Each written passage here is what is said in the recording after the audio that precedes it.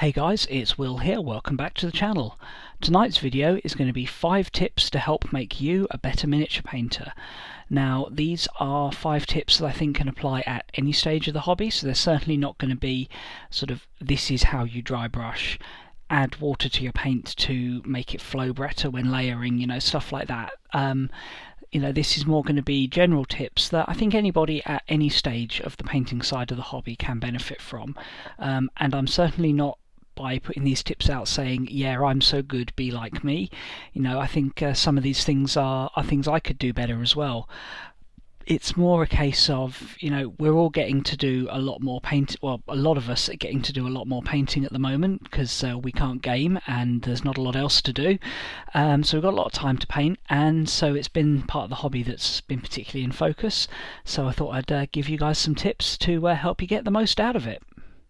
Anyway, let's dive into tip number 1. So jumping straight in with my first tip, and this is going to be to try something new. There's a saying that says, if you always do what you always did, you always get what you always got. And it's very easy to fall in this trap painting for games like Warhammer 40,000 and Age of Sigmar, because they'll often require large numbers of near identical models painted in the same colour scheme.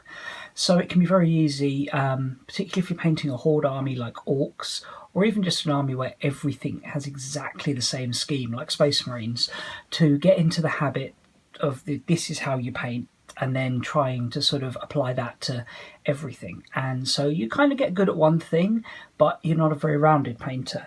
And it is good sometimes to try and do something a bit different. Now, if you've been watching the channel for a while, you know I have quite a few armies, but the selection of models I've picked out here, these are all different because they represent times I've tried something new for the first time. And things that have helped me perhaps to be a better painter, or just up my skill set. Because the thing, if you don't try a new skill, you're always going to just be at the same level. So we've got things like this orc. Had him in my collection for years, but he was the first time I sort of really tried to come up with a scheme based primarily on dry brushing for the skin, and then mainly washing for the body. And there's techniques I first used on this model that I use on quite a lot of models to this day. And we've got this guy. You will probably recognise him. He's one of my Stormcast Eternals, my Hammers of Sigmar. And this is the first time I tried a multi-layer metallic scheme. Based a little bit off a GW scheme, but modified a little bit. And yeah, as you probably know, I'm really pleased with how these guys turned out, because this scheme sparked a whole big collection. Another one you've probably seen a lot. Before I did these guys, my Scythes of the Emperor, I didn't really know how to weather models, so in order to try something new, researched it a bit, gave it a go, and yeah, come up with a weathering scheme.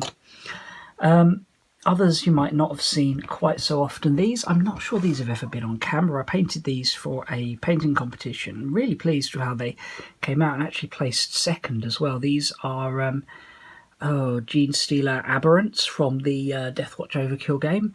And here I was testing out a technique of using a lot of glazes. And while I'm pleased with it, it did take me a long time, and it's not perhaps something I would be trying again, but I should put those on my Instagram at some point, actually, because they are really nice models. Well, I like them anyway. Painting competitions can be a great opportunity to try something new.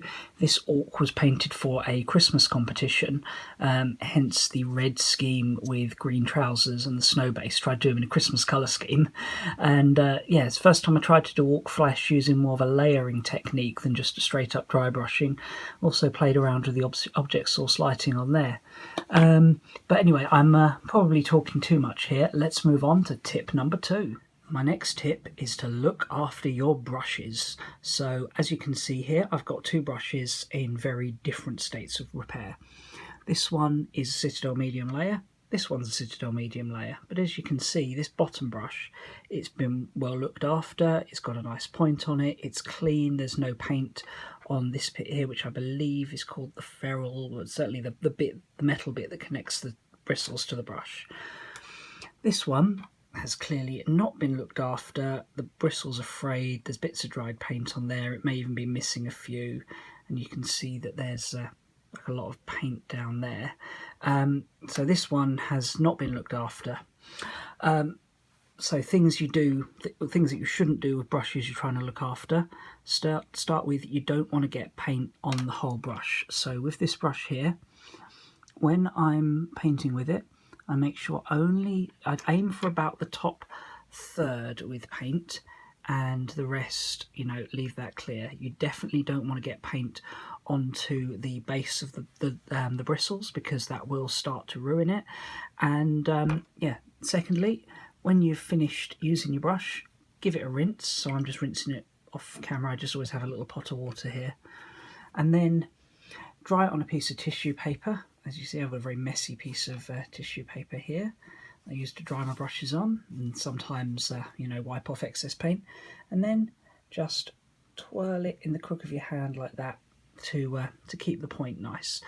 You can also use your mouth, but it's not recommended because, you know, some of these paints contain stuff that you probably shouldn't be putting in your mouth.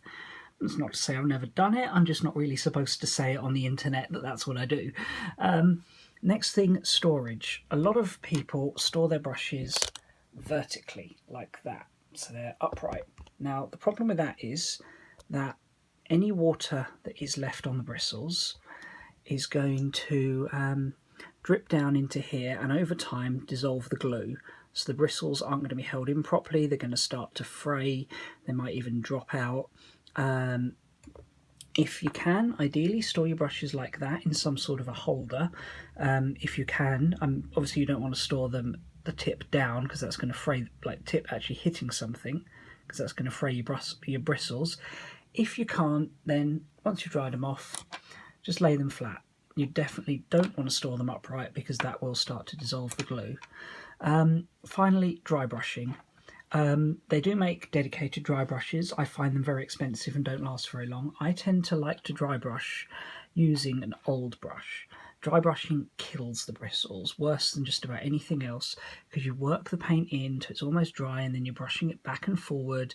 The brushes take a right beating, and it's a really good technique, so I like doing it, but it kills your brushes. So when I'm dry brushing, or also when I'm moving paint onto my palette, use an old brush that's already past its best. I keep a few really knackered old brushes around for things like that.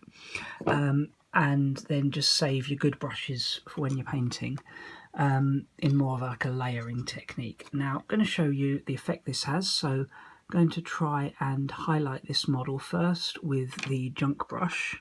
I want the old one, and you can see the paint is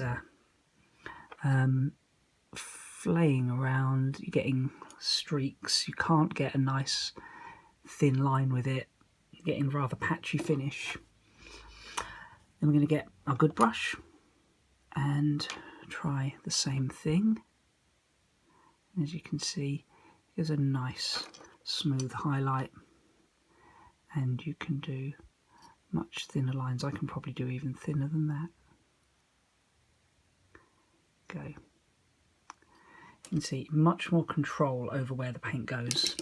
So yeah, that is look after your brushes.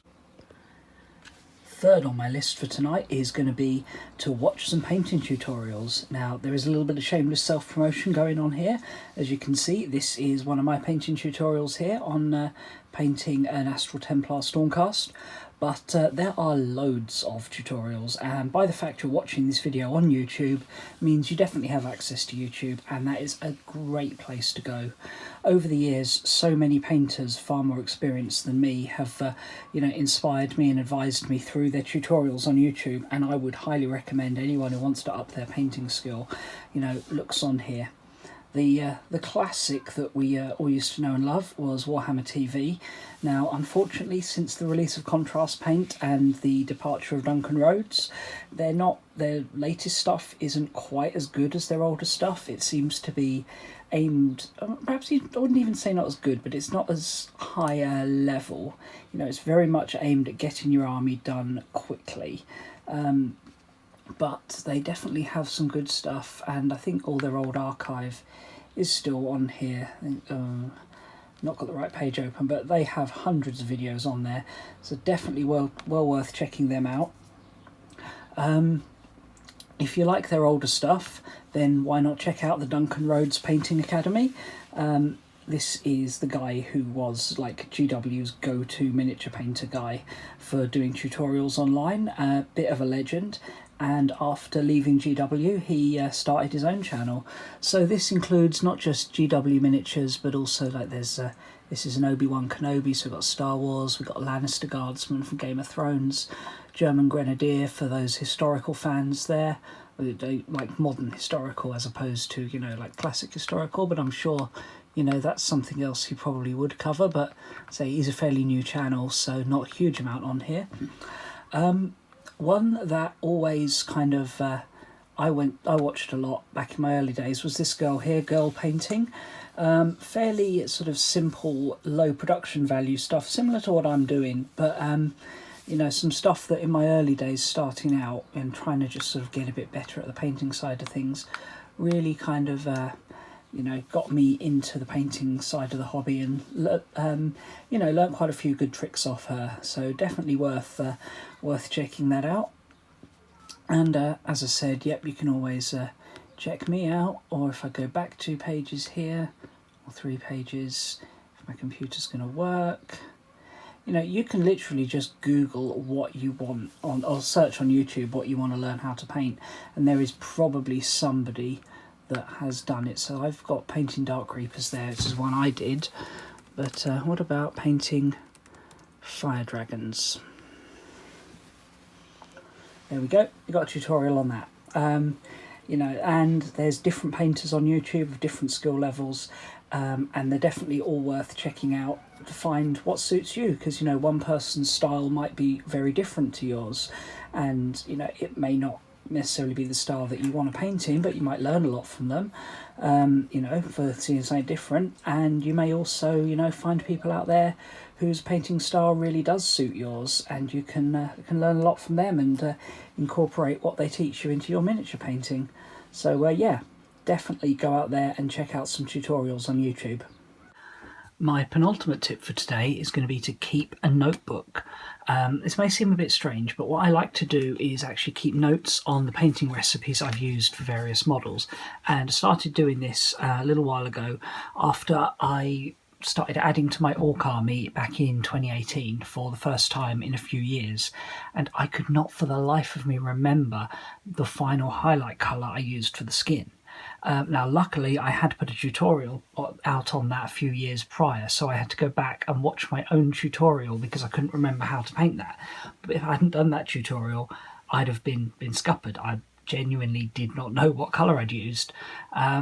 So yeah, I started to keep notes on this. Now this is good not only if you want to recreate the same models if you're adding to an older army, but also if you want to borrow a colour scheme across. So here I've got notes on how I did the Crimson Hunter, and the Crimson scheme I used was sort of Screamer Pink washed with Cherubble Crimson.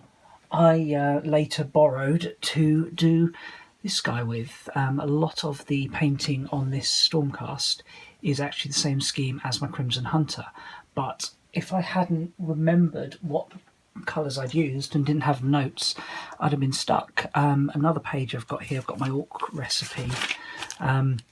The leather for this I use on all kinds of things now, just XV88 washed with Agrax, maybe with an edge highlight of XV88 if I need to.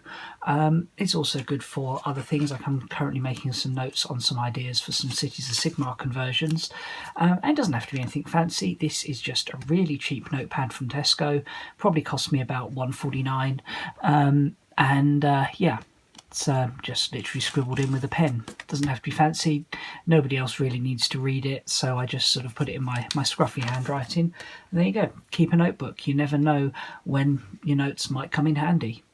And last but by no means least, you've got to practice. Practice, practice, practice.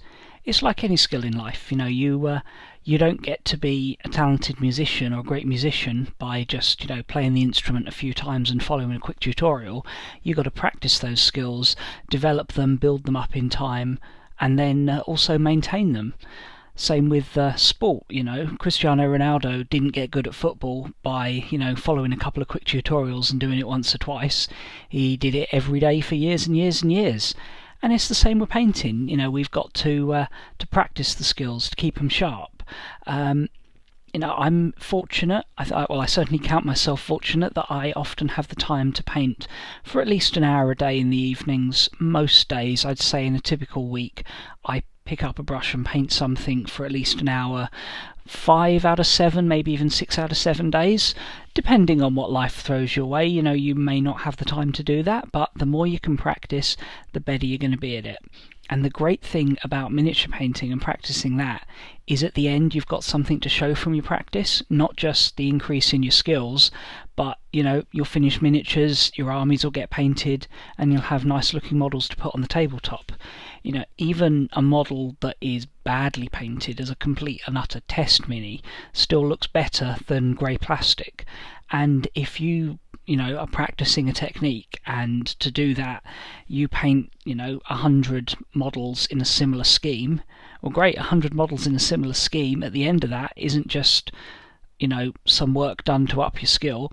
That's a fair chunk of an army done. You know, depending on what you're playing, that could be more than 2,000 points. And so you've had something really to show for your practice. Anyway, that is it for my tips today. So thank you guys for watching, and hope you guys found this enjoyable and interesting. And hopefully I'll see you all again soon. Bye.